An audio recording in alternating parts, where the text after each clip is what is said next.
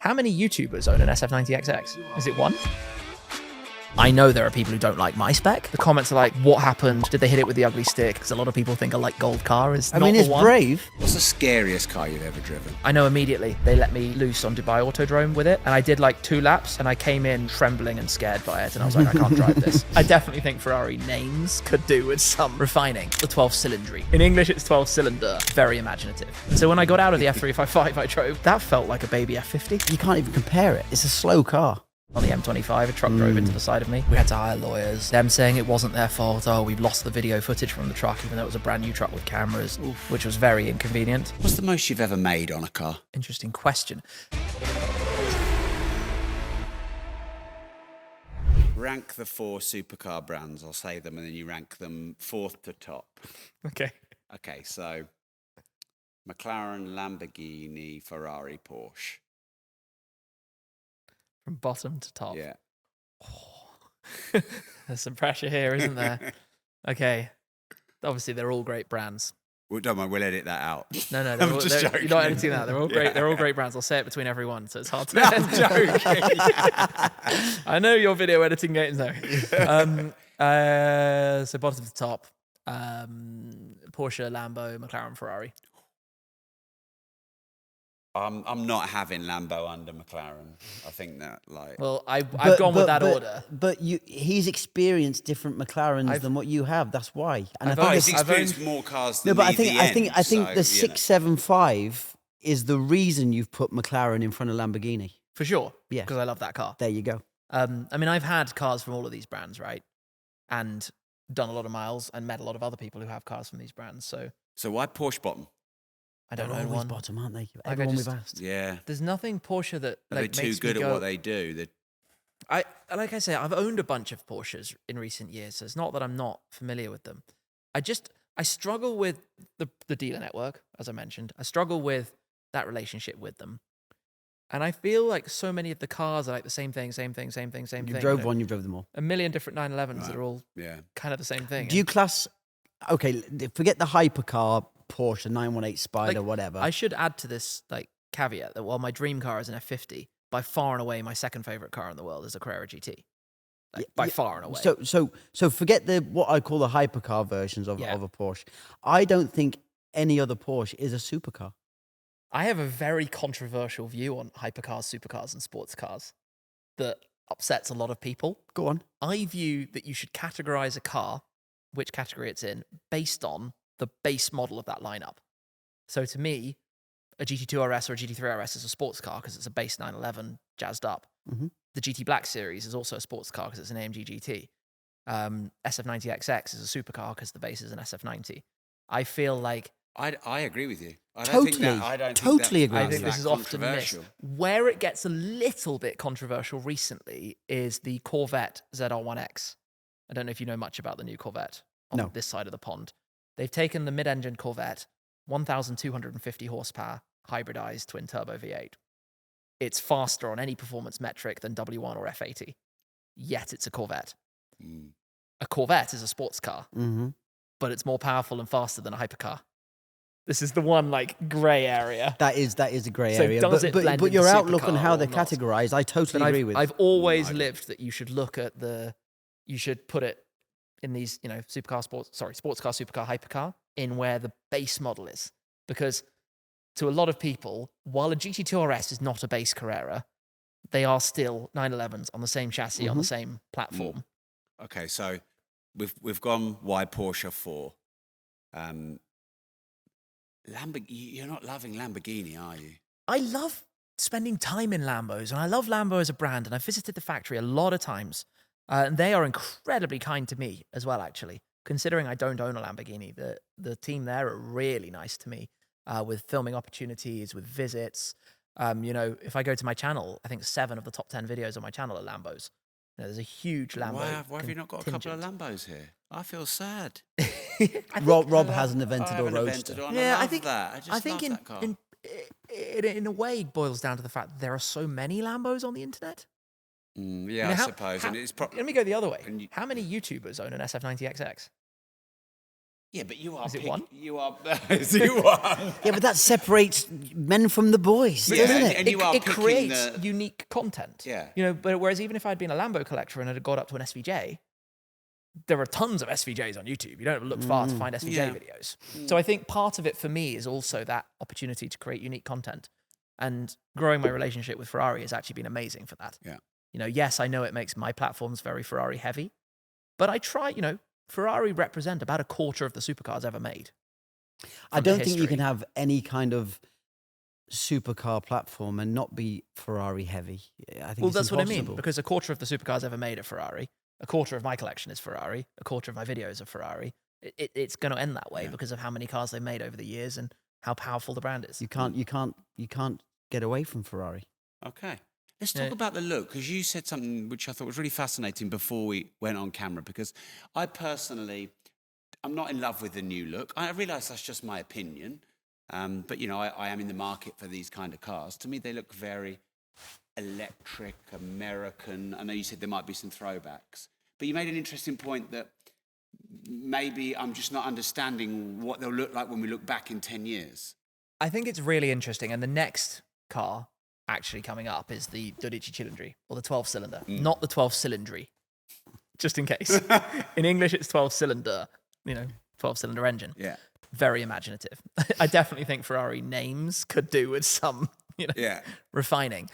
But the 12 Cilindri, from the very beginning, made people go, what is going on here, right? Black bar across the front, slightly weird looks. The coupe with its kind of delta wing on the rear deck is also another angle. And especially when you compare to the previous generation cars, the 812, the F12, very classically beautiful Ferrari Beautiful cars. V12s, right? The 812, when it was new, wasn't accepted as well as the F12. You know, when the 812, I mean, I've been at the launch events of all of these cars, so I've got the comments on my channel from each of these launch videos, so I can look back and see what people say. And one of the particularly fascinating ones, when the F12 TDF came out, do we all agree that the F12 TDF is one of the coolest Ferraris? Oh yeah, I'm a fan of the, I'm a fan of the TDF. My first video of the TDF, the comments are like, what happened? Did they hit it with the ugly stick? All the comments. But now, not that long later, it's only been 10 years, we love it. I certainly love it. It's one of my favorite cars that I don't own, would love to own. So what I think happens with Ferrari, and, you know, like I said, I go to all of these events, so I've been lucky to meet with Flavio Manzoni, who's head of Ferrari design, with Carlo Palazzani, who's the exterior designer, and well, now responsible for the design of most of these new cars. And it's super interesting to hear the way they talk about it, because they're obviously playing a very different game to us. We're looking at what we know, and we're particularly, as buyers at the minute, nostalgic. We look at things, we're scared of the future, we don't want electric, we don't want change, all these new Chinese cars. It scares us, cars beeping at you every 5 seconds, right? We're scared of new. So change is something that we don't take very nicely, and the cars that are immediately doing very, very well at the moment, Daytona Esprit 3, because it looks like the old stuff. You know, the new Astons, they look beautiful, new Vanquish. Not that used values of Vanquish are great, but, you know, people love it because it is a beautiful car. It looks like what you've known from an Aston for the last 10 years, right? Nothing new to it. But Ferrari's job isn't strictly, from the brand perspective, about right now. It's about the legacy for the future. And if you look at Ferrari cars, especially if you go back to the 50s, 60s and all the smooth curves, then you have the 80s and you have, you know, Daytona and then Testarossa.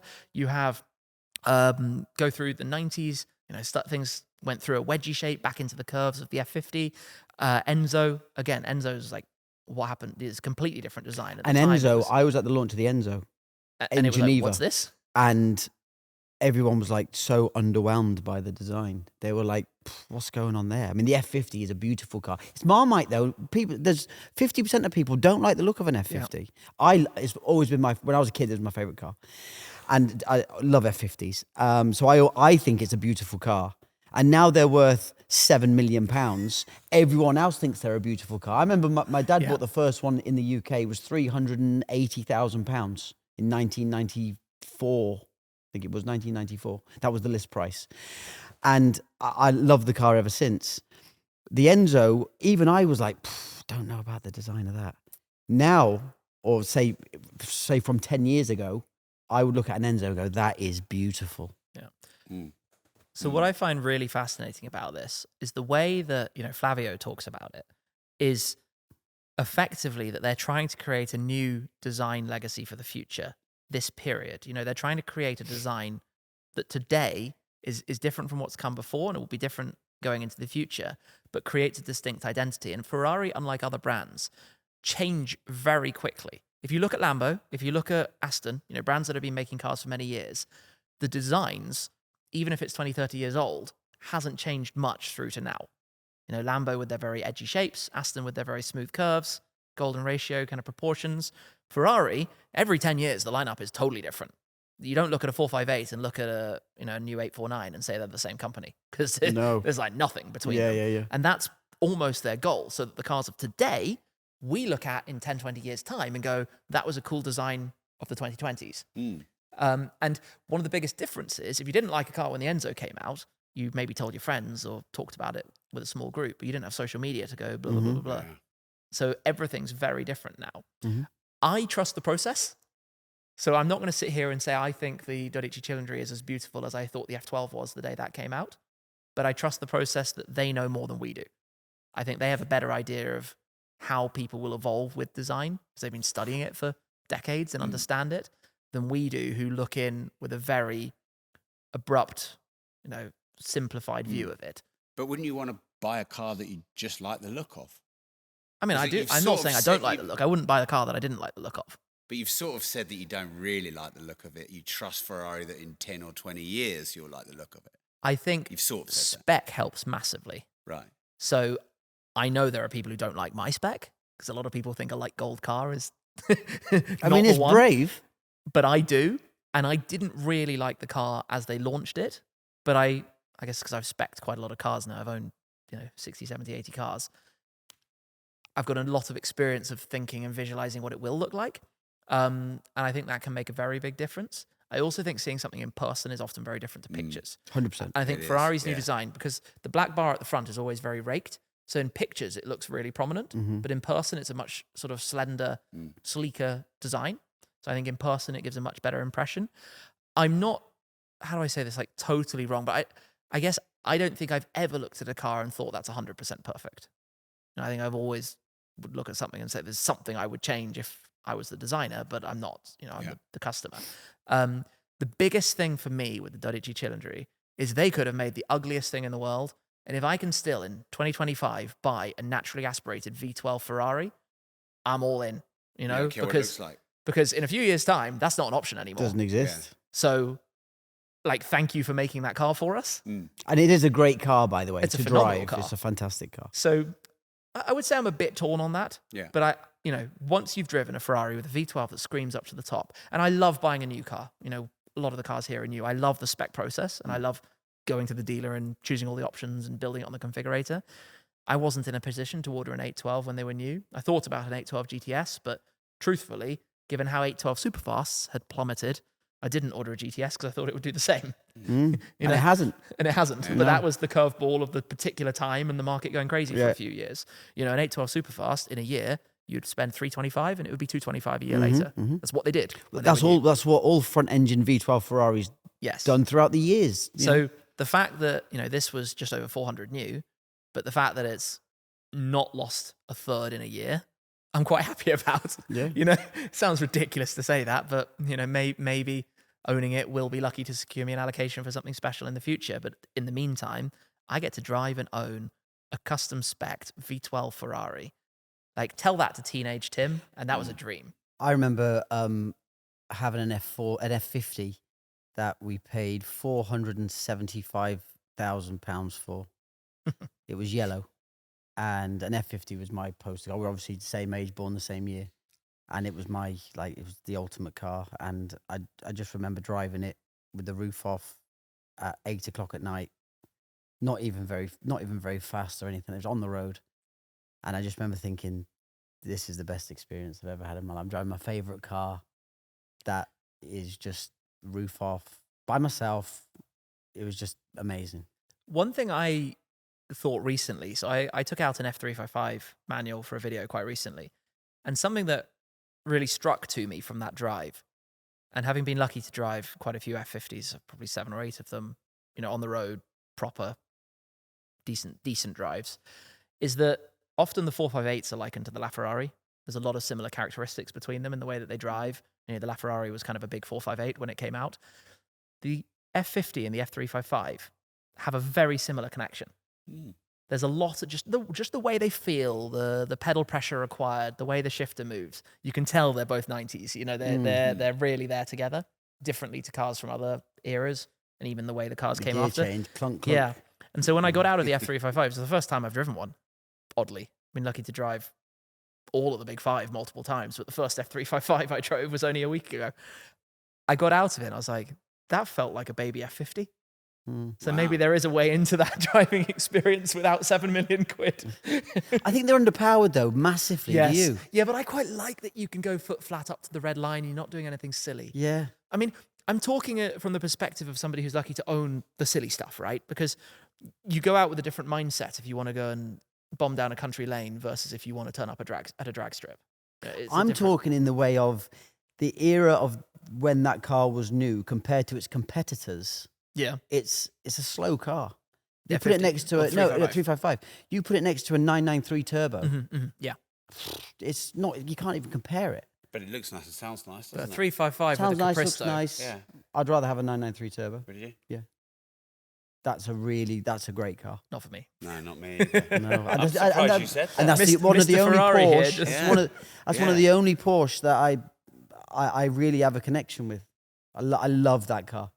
I love anything behind that or after that. Doesn't do it for me. Wow. Is there any brand that you dislike? You wouldn't have one? Well, the brand that I should have more of is definitely Porsche. I would have But I've thought just not- Lamborghini, no? Why? I've had an STO. The problem I have with Lamborghini is I love the cars when I drive them, but they're not so much me because I'm not that really out there. Like, it seems weird set with all of this around, I but was going to say the colours normal- of the cars you the have. normal Cars. kind of, the normal kind of Lambo thing. Yeah, but Not exactly incognito, mate, are you? I'm more of a first focus is driving dynamics.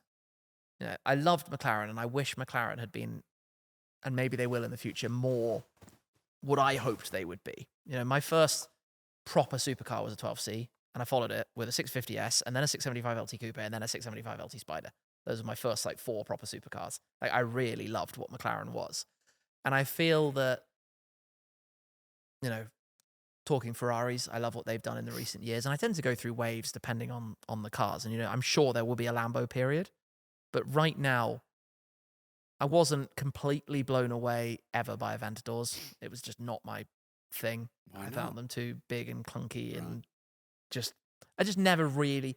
I loved it for a one-time drive, but occasionally I borrowed friends' cars and did rallies with them or whatever. So I've done a week of every day in an Aventador, and I'm good. I'm fine with that. You're Aventador out. Yes. So yeah, it's not. I'm not like I say. I'm not anti-Lambo. I just feel like it hasn't landed that there's the right car that I really want. Like the one I would love is a Murcielago SV, but that's another one that the ship has sailed. Missed, yeah. There were times when I was offered one at 300k, and I was like, should I buy it? And hindsight's a wonderful thing. I should have bought it, but we are where we are. I would also quite like a Gallardo. I'd love to get into a Gallardo. Maybe like a first gen Performante, the one that everybody doesn't realize it's called the Performante. Yeah, How they changed with the Super Hurricane. Leggera convertible. Exactly. I think Undervalued. something like that would be cool How because you much can get is one of that those. 100? 120. Yeah. 100, last one I sold 120. I think that's a super, pretty cool super undervalued collectible. car. Really rare. They didn't make a lot of them. Didn't make a lot of them. Looks cool. It's one of those cars, if you know what it is, you're like, oh, Yeah. it's Performante. Mm.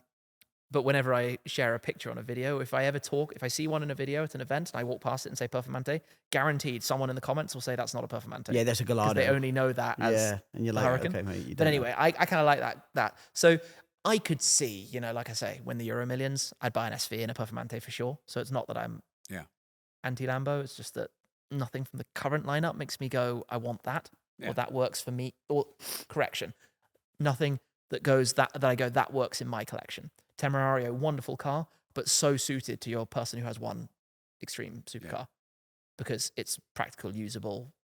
It's going to be quite reliable, relatively speaking. Like it ticks a lot of boxes, but it doesn't have the thrill factor, and nor does it have the collectability factor of the Ferraris. Yeah. That's kind of lost a bit for me. And a very specific, personal problem is that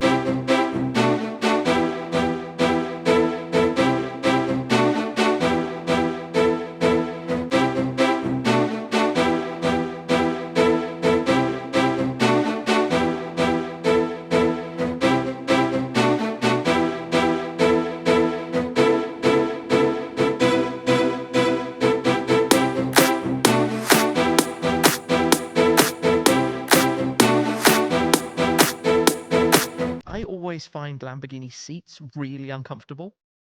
Like when I was a bit younger, I broke 3 vertebrae in my lower back, so I do get kind of All right, uncomfortable okay. in certain Yeah. cars. And the car seat that I love the most is a Recaro pole position, which guess what is in the Black Series. Yeah. So it works very well for me. It fits the curve of my back, the shape of my back, and you know that's a personal thing. The next guy doesn't have the same problem. But the Lambo seats have a higher ridge, and they leave your lower back quite unprotected. Yeah, you got to So- sit your ass right back. With a cushion, I can kind of work it out with a seat pillow and whatnot. But with the standard seat, it's really horrible for me. Like after half an hour, I'm already sore. So that does change what I can do. Revuelto and Temerario seats are better. I think Revuelto's a cool car, but it came out at the time I was already feeling burnt on SF90s. And I was like, these are going to do the same. It's 600 grand if you spec it up nicely. And What are they now? I've got one that was 580. It's not a year old, and it's 510. Yeah, Do you so think they got more room to come down? Feels like for it, sure, Yeah. for sure. And Yeah. so that scares me. Delivery's quite short on them cars for new cars. I don't think there's an influx in, in a minute there's going to be 38 cars for sale on Auto Trader. They're not supplying too many through because this is what Lamborghini tell me. They are pushing the Temerario is going to be a high volume car. So I was going to say, after the Revuelto conversation, what about a Temerario? I drove it on track at Estoril in Portugal, and it is phenomenal. I heard so. Yeah. Brilliant car. Insanely fast. Like, to give you some perspective of speed, I was lapping the Temerario fast around Estoril, and I could lap my Senna around Estoril. Really? Wow. Yeah. Not by a lot, but faster. Straight line speed down the start straight, Senna was doing 285-ish. Temerario from 285 kilometers into the 3 teens, so over 310. It's nuts fast. Driving, computers are so clever. I mean, they borrowed some like former McLaren text and whatnot, so they have some cool ideas behind how they're doing it. Driving dynamics, if you want to drive a fast lap, it's clued up for a fast lap. You want to throw it around and be a bit silly with it, beautiful to slide around as well. Very clever car, but what do they spec to? Oh, 350? What's that going to be in a year? It's going to follow 2.6. Well, 350 is, that's not with the livery extra that you can get for 27 But you're going to buy it for grand. 350 and it's going to be 250 in a year. Yeah. Like, and so I feel a bit like with Ferrari, that happens, but being in the Ferrari club has a lot of upsides I absolutely love. The potential for limited cars, but also the community and being a collector. It's very hard to focus on collecting multiple brands. Yeah. Because it takes a lot of time to go to these events. Yeah. And so if I was going to do the Lamborghini thing, I'd want to fully do the Lamborghini thing. Temerario or Revuelto or SSE, go crazy with everything. But that's a lot of the D word. There's a lot of it. And I don't know if the upside rare cars are the same, because if you look at STOs, do you know how many STOs they made? I don't. I'm going to guess quite a lot more than you'd think. I think most people would guess it's probably 1,500, something like that. 3,544. Really? Wow. Yeah. So it's not that rare of a car, that's is it? not a rare car at all. No. That's really not a rare car. Yeah. So all of a sudden you turn around and you go, I mean, they cost 320-ish new, and there was a point they hit 220, and they've come up a bit now. I think you get 260-ish, maybe 270. Yep. Again now, but what's the next car? Is the Revuelto SV or the Temerario STO, are they going to be, it's an unknown playing field, so it's a lot of commitment to collect Lambos. I think Porsche would have been the obvious go-to. Now, it's so weird, and I've never actually really done a video about this, but I bought my Taycan Turbo S and I bought my 718 GT4. I bought both cars off the dealer lot, so, they got good money for both of them. And I thought at the time that was going to be like, I'm going to start a relationship with Porsche, own a bunch of Porsches, but it just got to the point where they would never call back. They would never have any information about anything. And you just get left feeling as a client. I mean, you know this because you're dealing with customers. Mm-hmm. If you leave the customer and they have a feeling that they're not a valued customer, they just go somewhere else. Yeah. Just don't. And a lot of people, I would say 9 out of 10 people won't be vocal about their feelings, but their actions will speak louder than words. They'll do what Tim done and just walk away. You don't walk into the Ferraris. dealers. Instead of saying, look, guys, I'm being treated like a mushroom here. Is there any chance you can come back to me? I want to be a client, which is kind of probably what I would say. But a lot of people think, you know what? They don't want to get back to me. They don't want me to be a customer. I'll go to Ferrari or whoever else, and I'll become their customer. And I feel like I've lived that. You know, like I say, I have a great relationship with my contacts at Ferrari. My sales team at the main dealer that I use also. And what dealer? Can you say what dealer you buy them? You've been to HRO. HRO, yeah. So I buy the cars from HRO in Mayfair, and HRO in Hatfield do all the servicing for the whole group. But the sales teams at both know everyone. I think they're all brilliant. The service team that I use at Hatfield are amazing. You know, I exchanged a message earlier to book in the SF90 for its 4th year service this morning. Come back to me straight away. Everything. It's that convenience when you're living a busy lifestyle, but also that relationship that you have means that you're in constant contact. So, you know, when something exciting might drop or there's a new model, you're talking about it already because you're enthusiasts and you're having a nice conversation. Yeah. You know, there's no...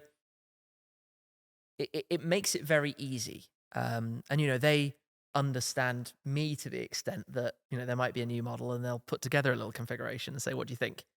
You know, it's just a fun chit chat about cars. And, you know, I'm in a position where I'm spoilt to know a lot about what's coming in the future with different cars. And there are things even that I can't share with the dealers and sometimes has to be a little bit secretive.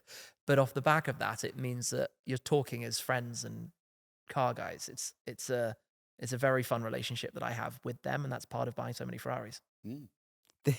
One of the sales guys at HRO in Hatfield lives in my village where I live, which is... That's not very local. No, he commutes every day. No. Yeah. How far is that? Oh, 2 hours? It's right in the morning. It definitely would be 2 hours. Yeah. I mean, like, yeah. I wouldn't want to do it at 5 o'clock on a Friday. You know, it's...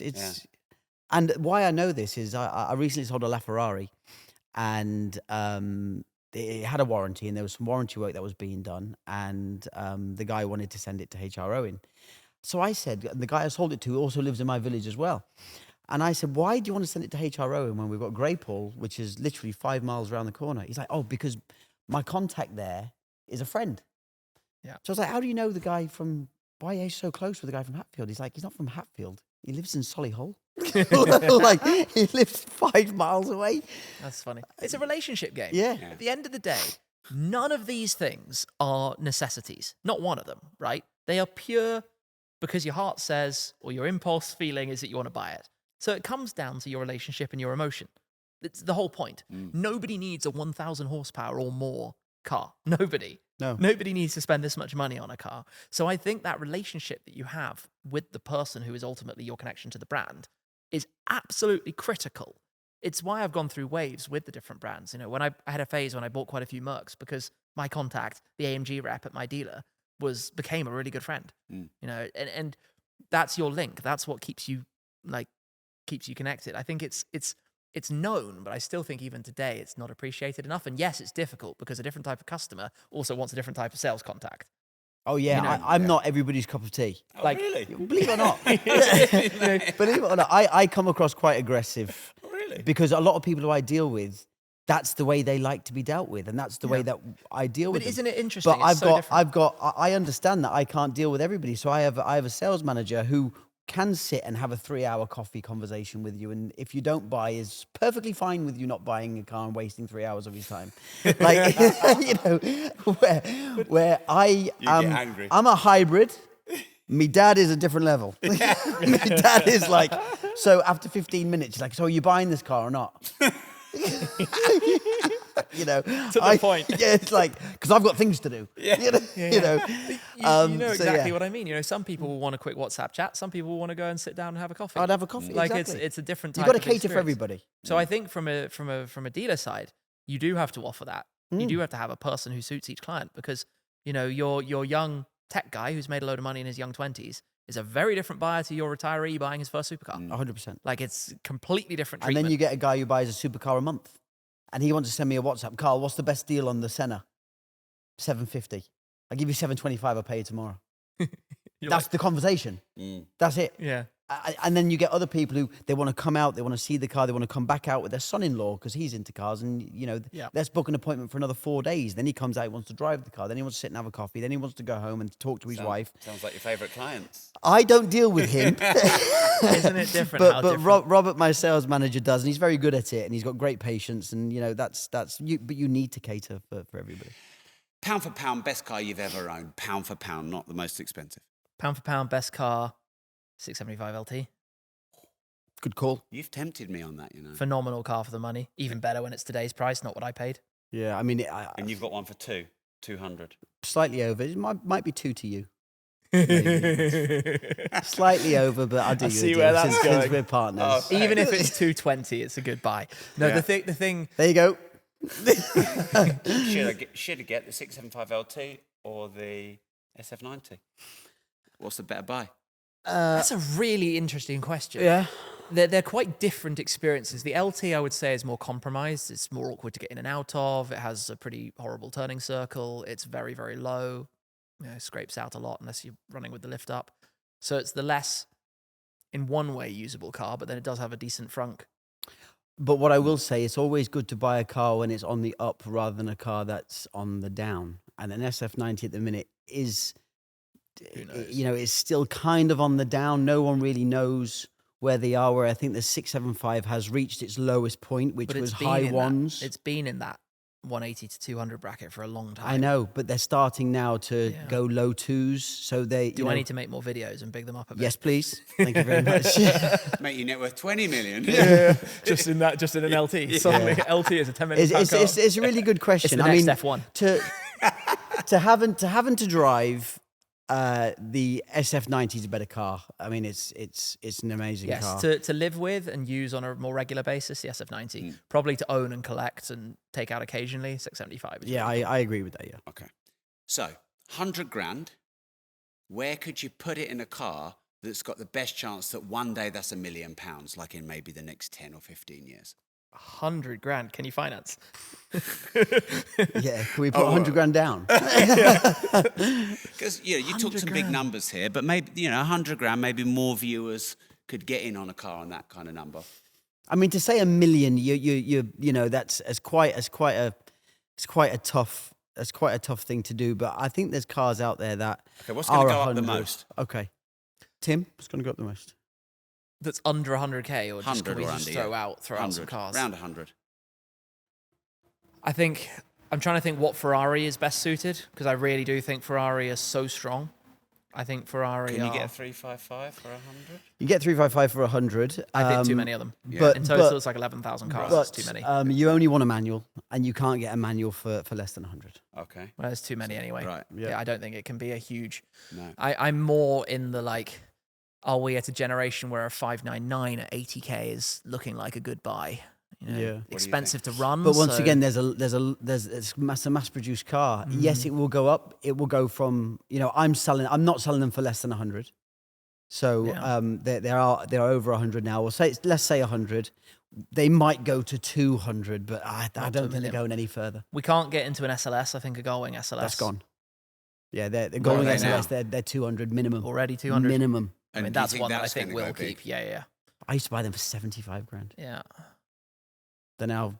I saw one recently for 260, but it done 900 miles. Do you think that could? Do you think Yeah, that'd they'll be a keep £1 million going. car one day? Maybe not £1 million car, but certainly £500,000 car. I think one of the difficulties with this question is that over the last 5 years, a lot of the cars that you could have put in this Yeah, they've category gone. have already done Yeah, it. You're right. Your It's E46 annoying. M3s, your Clio V6, Yeah. these things that were super cheap as chips have Yeah. come up significantly. And that makes it quite difficult because at the more attainable price range, more people were gambling that they would. Yeah. And what's happened with many of those cars, like E46 M3s, cool cars when we were young, have gone up and they've come down again. Yeah. Which they're kind of bucking the trend right now. With a lot of cars from the 90s and early 2000s are because a few years ago money was available, the world wasn't quite as messed up as it is Yeah. now, and people were able to take a chance, and they did. Yeah. But now they need out of them. I mean, you look at things like a Lancia Delta Evo 2. That's a car that is not very expensive. Yeah. You'd buy one for maybe a touch over 100. That could be something that in the next 3 or 4 years hits a peak where there's a massive want for them, and they could double, treble even.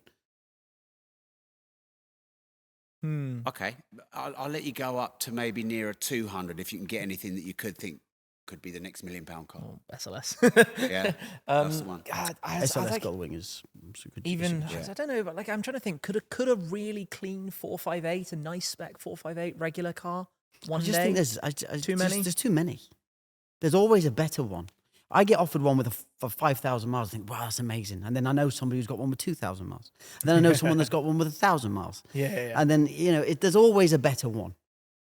Okay. Tough question, Rob. 675. 675. 675 is a great car. I think that is heavily linked to the future of McLaren as a company. If McLaren succeed as a company going forward, there'll be more people who want to collect them long term, and that will massively pull up the values. And I think one of the reasons for Sennas and LTs and whatever losing value in today's market or until today is that there isn't a desire to collect McLarens. Yeah. There are a couple of McLaren collectors, but it's a small number of people compared to Porsche or Ferrari or whatever. Yeah. Okay. And then they have one car, which is the most collectible car in the world. Yeah.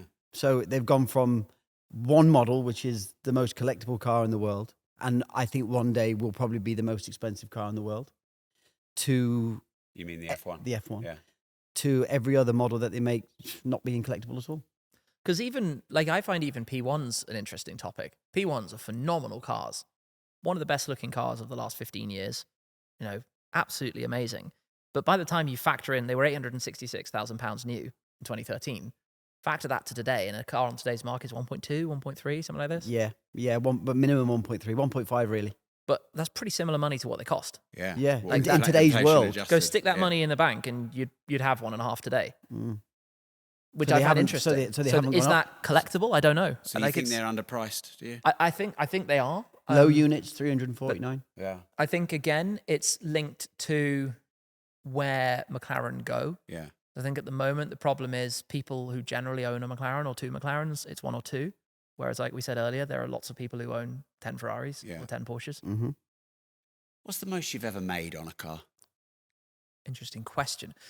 The cars that have appreciated the most, I've not sold. SLS Black Series, SF90XX, 458 Speciale now, the 4GT certainly at a time. So which one has I'm trying to made you think. the most, even if you haven't sold it?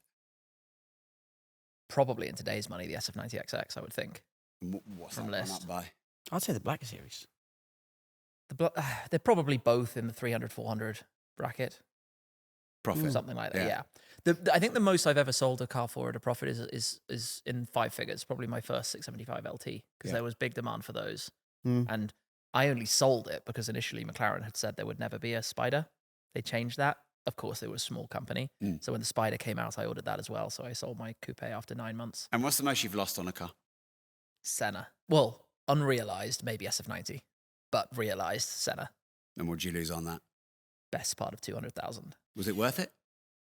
I think I never look back at a decision and, let's say, regret it, because you made the decision based on what you knew at the time. And I got to own a Senna for 5 years. You know, and I didn't just own it, I drove it. I had a couple of days at Spa, I did a load of Nürburgring laps. I did a sub-7 BTG at the Nürburgring in my Senna. Like, this is ridiculous, absolutely ridiculous. So I don't regret it, but I certainly would have come out of it with a happier memory if I had lost less on it. And maybe if it hadn't appreciated so heavily, I would have kept it. Yeah. I think I begrudged that, and I lost a lot because I had a little bump with it. I was about to touch on that. 15 miles an hour on the M25. A truck drove into the side of me, which was very inconvenient. When you say a little bump, Only cosmetic, so 15 miles an hour. So only needed a few panels, door, wing, like nothing to the suspension or anything like but that. isn't that expensive on a McLaren? Oh yeah, 6-figure repair bill on the insurance. How much? Couple of 100,000. And it took 21 months of legal I proceedings remember to when get you it back. posted the video, literally. Well, I had You done to. it on your phone, didn't you? On the side of the road. The problem was, or the unfortunate thing was, like, you never want to show negative stuff around cars. I try and keep things positive. You know, in the earlier days, I certainly uploaded videos of some crashes and things, but I've always, in more recent times, tried to be very positive.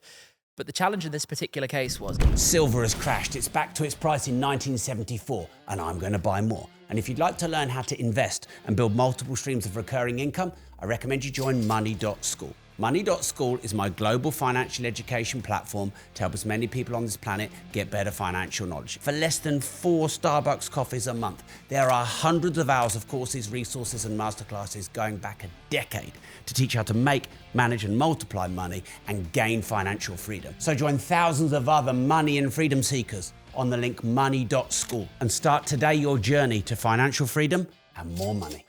It was on the day of the Goodwood Festival of Speed on the M25 in a traffic jam. So every second car going past was somebody I knew or somebody taking a photo. So there was no hiding. You had that no this choice. happened. No choice. So once you've committed that you can't hide that it happened, the most important thing is to explain it yourself and say the truth of what happened. So explain the situation, upload it, end of story, rather than people making up, oh, you were driving and weaving through traffic and this, that, and the other. It's like, no, it's a traffic jam. Accidents happen. It will get fixed. We'll move on. I think the biggest thing that scared me with the Senna, which a lot of people haven't necessarily clocked onto, is they're quite expensive to run. They're not like SLR Carrera GT expensive, but they're not cheap like 675. The 675 gets a service a year for like £800 to £1,000. Insurance, tax, off you go. The Senna, every 5 years, the dampers need reworking, the accumulators need replacing. That's a 5-figure sum. The service is a lot more. Warranty is very expensive if you want to renew it. And on a car of that level, you kind of do. So the Senna, it scared me a bit from the point of view of if I keep it, I'm going to spend a lot of money and I'm not really going to do much with it. The Ford GT, if I don't drive it, it's a 600 quid oil change. Yeah, they're cheap, aren't they? Like it's a very easy car to just sit there, and I don't feel bad if I don't do anything with it. I feel bad if a car isn't being used a lot and costs a lot. You're not getting the value for it. Yeah, of course. Speciale. I don't mind if I don't really do much with the Speciale because, again, it's £1,000 a year for a Ferrari service. Off you go. Doesn't really need a warranty because it's a 458. They do a great job. And you said there was a 21-month legal. Yeah, it took with 21 months to go after. So obviously, we had to hire lawyers, and to claim the insurance? Yeah, Right. because obviously it was a truck. It's a guy doing his job. It was unfortunate that it happened, but you had that whole situation of them saying it wasn't their fault. Oh, we've lost the video footage from the camera, from the truck, even though it was a brand new truck with cameras. We have no statement from the driver, blah, blah, blah. So it just went on and on and on and on. And it was a really frustrating time because a few days after Goodwood, I flew the Ford GT out to the US to go and do a trip in America with it, literally a few days later. So this incident happened on the first day of the Goodwood Festival of Speed, which for somebody like me is full on. That is running around like a headless chicken, filming videos, talking to people.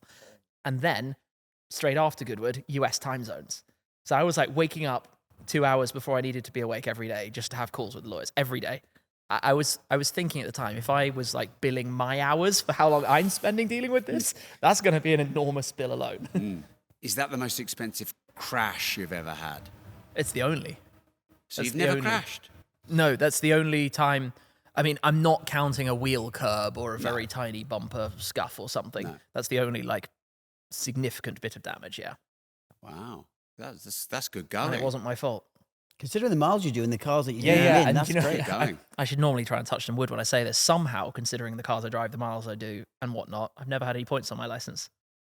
Me Long may either. that continue. This week. Not this week. Never. In 21 years of driving, I'm clean for accidents or That's points. incredible. Yeah, isn't it? that is. Fair That's play. surprising and really good. Long may it continue. It helps with talking with my insurers. Yeah.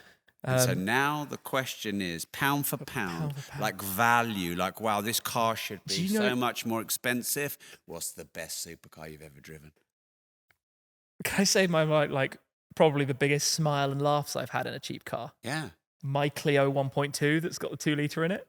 Because you just accelerate in that thing, and obviously it weighs nothing. It's probably 1,000 kilos, but it has 200 horsepower, and every shift is like pow out the back, and it's worth probably less than £1,000. So that wins for pound. In terms of supercars, I think it's a struggle with any of the new cars. I think newer cars are hard to get out of now and say, yeah, that was the best thing ever. They're so Because powerful. they've all headed towards this same too much power, too much aero, too crazy. I'm yet to drive any of the GMA cars. I don't think you'd class them as supercars. Their price point is up towards hypercar, but I would imagine that they're really at the height of driving experience. In the supercar category, cars that are, let's say, a couple of 100,000, what would be the one that comes out on top? Well, it was the SLS Black before I bought one. I'd driven a couple of SLS Black series before I'd bought one, and I'd always been like, I need one of these one day.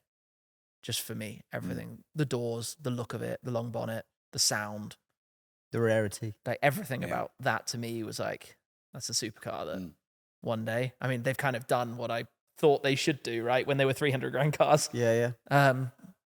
in more modern times. I mean, Speciale at 300k, it's like pretty phenomenal.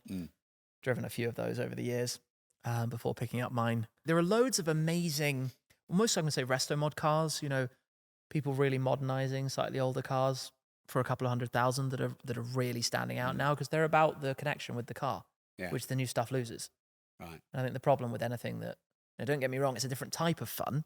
The SF9296, it's a very different type of fun to manual engaging, old school feel, but it does lose a connection to you because the car's doing a lot more of it. And when I go on the press launches now, and I've driven the 849 Testarossa, and I've driven Valhalla, and I've driven Temerario, and all of them I've had, flat out on track and driven crazy fast. They almost blend a bit more into one. They've become so clever that they know what you want before you do. Right. And you only have to go back 10 years to Speciale and LT, and you feel more like you're driving the car, not being driven by the car. And I think that's, it's technology, it's progression, it's natural. Same in any industry. And those of us who love them will cling on as much as we can to the past. And that's why an F50 is what it is now. What's the scariest car you've ever driven? Scariest car that I have ever driven? Scariest. Like almost intimidating or too much? Oh, actually, I know immediately. I drove a Xyrus Engineering Hurricane Super Trofeo. And that is where they take a normal Super Trofeo race car, track car, and what they do is they twin turbo it, so it's well into the 4-digit horsepowers, and they significantly up the aero. So we're talking like 1,000 kilos of downforce and 1,500 horsepower or something. And they let me loose on Dubai Autodrome with it. And I did like 2 laps, and I came in kind of trembling and scared by it. And I was like, I can't drive this. And that was the first and probably only time in my life where I've got out of a like press drive in a car and known that I'm not able to drive that thing. I don't have the experience. This was obviously a few years ago. I'd be better now than I was then, but I definitely got out of that. Like, this is above me. You need, on slicks as well. You need some kind of racing experience to drive a 1,500 horsepower, 1,000 kilo downforce race car. That was too much. Wow. So scary moment actually getting out of that. I was like, I'm alive. It's good. What's the best car you've ever driven? Best car I've ever driven. How do we define best? Okay. Most emotional, most valuable. Yeah. What did you think? Wow, this feels like the best car I've ever driven. Can I give you multiple? Go on then. Really cool experiences. So this is really difficult. I've been spoiled to drive some cool cars. You pretty much would have drove everything, I'd say. Yeah, but let me just give you like a top 5 cool car experiences.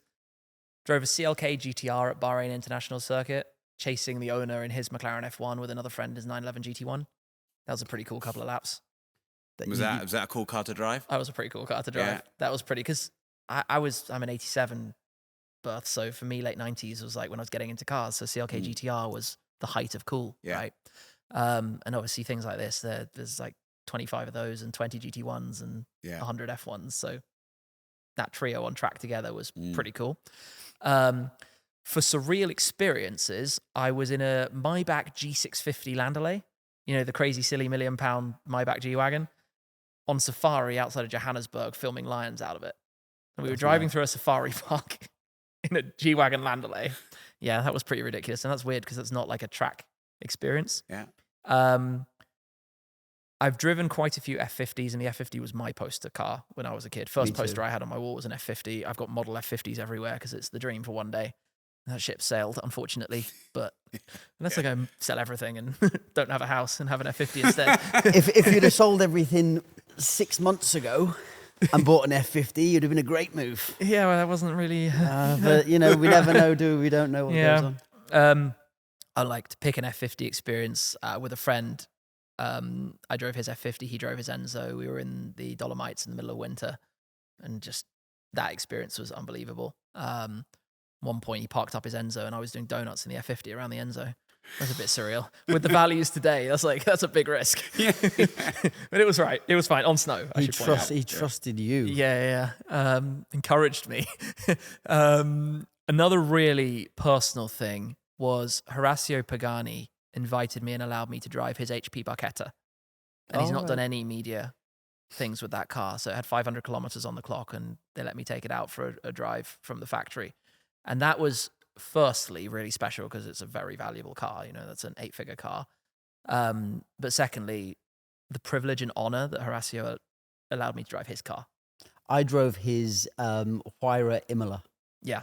I went over to the factory and he showed it to me. I didn't even know an Imola existed. I don't think anyone did at the time. Yeah. And he just gave me the keys. It's cool. And What a like you guy. say, the fact that it was his car. It feels even more special, doesn't it? It's just mad. But you're aware of the how precious it is. Now, this won't win for pound, but you know, normally they tell you to not meet your heroes because you'll be disappointed.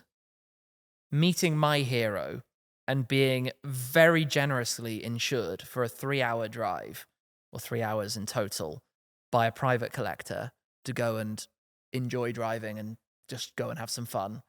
McLaren F1 GTR. And I probably drove 100 kilometers with it and really gelled with it. And it was insured for something around 30. And while that's not going to win for pound, that was absolutely everything I hoped it was going to be. And who owned that car? Private collector in Denmark. Yeah. And it was really, I always worried that the first time I would drive a McLaren F1 properly, I'd go home and think, oh, you know, I had really high hopes and it's not quite lived up to that. But I got out of that car just beaming from ear to ear. And it was funny timing because it was in the same week as the Gumball 3000 in the Far East. And I often do the Gumball most years. But the collector invited me to come and drive it that week, and it was on my birthday, which made it even better. And I was literally like, you know, I'm lucky I've done Gumball 9 times. I'll miss one and go do this. But it was really hard to explain that online. Everyone was so angry at me for missing the rally. And I'm like, I'm not going to get an opportunity to spend a day with an F1 GTR, and it's my birthday week. And the day before, I took the Zemvo to Spa and drove that for some laps at Spa. I was like, this is my week, and I'm going full on it. And the day after, I drove a Valkyrie Spider on the Autobahn with another collector.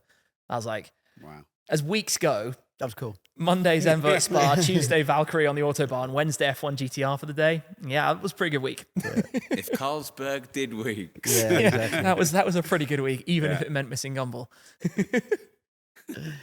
Has your car collection ever attracted any gold diggers? I would say if you're driving around, if you're ever going out at night, of course a fancy car does. And of course the occasional DMs and that kind of thing do. I've been with my, by the time this goes out, wife for just over 10 years. Congratulations. Oh, thank you. But so you never had anyone hardcore like stalk you out? Not really. No. I mean, I've never been focused on that side of cars. Like, it's never been my thing. I know it is for some people. Buying a fancy car is a great way to pull up outside a club. But I mean, sometimes it might just attract it. Yeah, I think you certainly have to be aware. I'm going to say, actually, probably I get more guys and girls interest or wanting something off the back of having a very big social media audience. So like a collab or a shout out or brand or like an ulterior motive. Maybe not yeah. necessarily clear about what it is the person's after, but you know what it is they're after. We had the same conversation with Tristan in Dubai. And from our era, 15 years ago, you pull up outside a bar or club or restaurant in a Ferrari, a Lamborghini, and you'd initially get the attention from whoever you wanted attention from. But now the tide's changed, and I think people look at how many followers you've got. Yeah. That's attractive. Follower count is like a currency in some countries. Yeah. It's obviously works very well in my favor because across the different platforms, I've got about 10 million followers. But the reality is I have experienced doors opening just because of the number on Instagram. Yeah. Literally. Wow. It's the new Lambo. I've gone into restaurants wearing shorts that definitely have no shorts policy just because of having followers. I've had, access granted to things just at the moment they've seen the Instagram count, that kind of thing. Yeah. Do you take advantage of that? It's not my thing to. Often it's somebody I'm with might do it, if Yeah. that makes sense. Yeah. But I would like to think that I'm more As in traditional. someone you're with does it for you. You know, we they might do be it. at a venue with a Yeah. group of people, and Of someone course he will say can come to, in. Do you know who he is? Do you know how Yeah. many followers he got? yes, that, Yeah, We'll like yeah. that. represent you, Tim. like that. But the thing is, I would certainly say that I'm very traditional British, and I think that's not the traditional British way, is it? You don't run around saying, "Look at me and look at what I've got" type thing. You just, if things work in your favor, great. If they don't. It's the same as my attitude with like the brands I work with. You know, for example, a brand like Chartwell painting the cars or whatever it is I'm doing. My attitude is to go to the brand that I want to work with, and with the full assumption I'm paying for that service, I'm booking that hotel, I'm doing whatever I'm doing, and if the brand should happen to offer me a discount backwards, that's wonderful. If they should do complimentary, that's wonderful. With the cars I paid for the paint jobs because I believe they're the best and I wanted it done the best. So I take that view and balance that in life in general, and obviously it means a lot of times there are some great opportunities, some great things offered, experiences, goods, whatever. Tax has to be paid on all of that. Great. HMRC are very keen to let you know that if you got given some item, you have to pay tax on what it's worth as an income. Ooh. A lot of people don't realize that. I didn't realise that. No, if I get, let's say I get given, well, I'll give you an example. An e-bike, right? Yeah. Get given an e-bike for $4,000. That goes down on my tax return as $4,000 of income. No cash was ever received. I'm getting taxed on that $4,000. I'd give even it though it's back. just a physical item. So often with Don't want promotions, it. Keep your e-bike. genuinely, often with promotions, that's what I do. Yeah. I just receive it, create the content, and then send it back. 'Cause Yeah, I yeah. don't want to. Right. I only would keep the item if You were going to buy it anyway. If I want to buy it effectively yeah. for the tax rate. Yeah. Yeah. Because that's effectively how it works. And a lot of people don't realize that at all. I didn't Which know is- that. Yeah. Did you know that? That's a stitch up. I didn't know that. So I suppose particularly- that's they're obviously if that was just allowed free flowing, that would get abused, wouldn't it? Yeah, completely. So every time I get like a set of tires from a car company or something like that that's gifted, it goes down as the retail value. I thought As you were going to income. say you use them for a promo, then send them back. Yeah, well- take them around the track and then send them back. Well, if it's for a promo piece like that, then yes, you could do that. Yeah. If it's got no value at the end, but a set of tires obviously has 10,000 miles in it. Yeah. Yeah. If you're not tracking and Or, abusing. Yeah. 30 laps. Yeah. So if I was doing, let's say, if I was doing a video, literally testing 2 different tires, and I was finishing them off that day, and they're not taking them home, Yeah. then that's not taxable income because you're making the content about that, and they're done. They have no value at the end. But if you're putting a set of tires on your car that you would have otherwise bought for normal running, then that's taxable income. That's 1,500 quid of income or whatever it is. Yeah. So that it actually adds up quite a lot. Yeah. Like Yeah. if you look at everything I do over the year, it doesn't count experiences or things that can't be transferred. So if it's like an invitation for you to go to an event or something, Yeah. An that's- experience. that doesn't count. That's not taxable. But if it's a physical item or an asset that you could then sell, you get taxed on it. Wow. Okay. I'm going to give you 5 seconds to work this out, but I reckon you know it anyway. I'm going to do this with my fingers. How much does your total collection cost in maintenance and insurance a year? I don't know the exact number. I would guess it's about 100 grand. Does that sound about right? I would say that Well, I can tell you. Tim won't be 5% away it's in any figure that he I threw know out. that as well.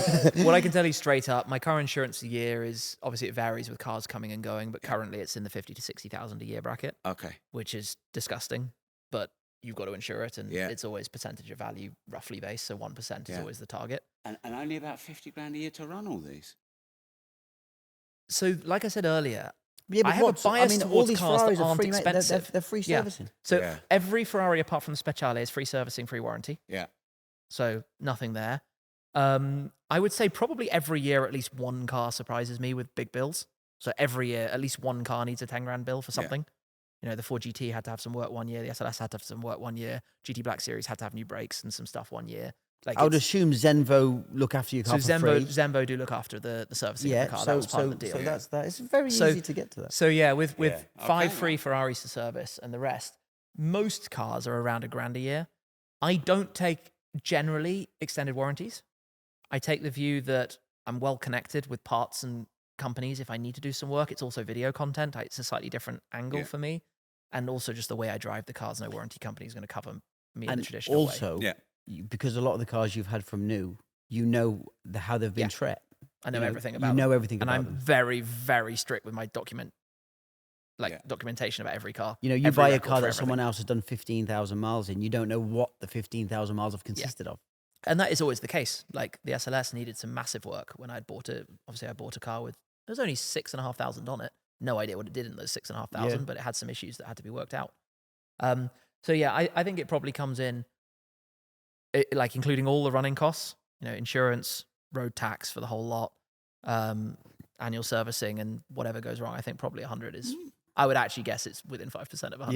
Yeah, I would say. That surprised me. I thought it'd be more. Yeah, but like I say, I don't like holding on to a car that's very expensive to run. I know in the next year the SF90 needs its warranty. I think that's about $7 or $8 grand a year, so that will add to it. That hasn't been there in previous years because it's literally 4 years old, like in 2 weeks or something. But it swings and roundabouts. Yeah, goes up and down. Lots of the cheaper cars, the Focus annual service at the Ford dealer is 200 quid, right? So yeah. And on the subject of money, I love to look at Google and ask people's net worth. Because what does it say for well, me? This is it, you see, because number one, it's not like me asking you, because Yeah. that'd be such a rude question to ask your net worth. But as, Google, and if you look at me, it's a range. So Google says you're worth 10 million. Is that close? I mean, it's probably not too far out. Don't sit down and work it out exactly, but the cars, yes, there's some finance on cars, but there's also property and investments and other things. All right. Do you know what your net worth is? I have no idea. I don't want to know. We need to Google Carl Hartley's net worth. Someone in the comments, Google Carl Hartley's net worth. That'd be fun. Don't believe everything you read. This is one of unless the- it's but- half $1 billion, in which case, believe it. I think it comes up quite high, probably higher than what it is. One of the things I can tell you, I do know from the past, I've definitely Googled 5, 6, 7 years ago and read that apparently I'm worth $20 million 7 years ago. And I've been like, I wish, But What didn't have? I was in the rich list for 3 years, which I mean that's relatively accurate, I suppose. You were in the rich list for Yeah. 3 years. Yeah, so it was top 30 under 30. Right. oh, So yeah, All right. And what was that? What was your net worth then? it was I think 23 million the first year, 25 and 27 or something like that. Was that what it was or what they said it was? I'll leave that up to the viewers to. aren't those things so interesting? But if you ask my wife, we are skint.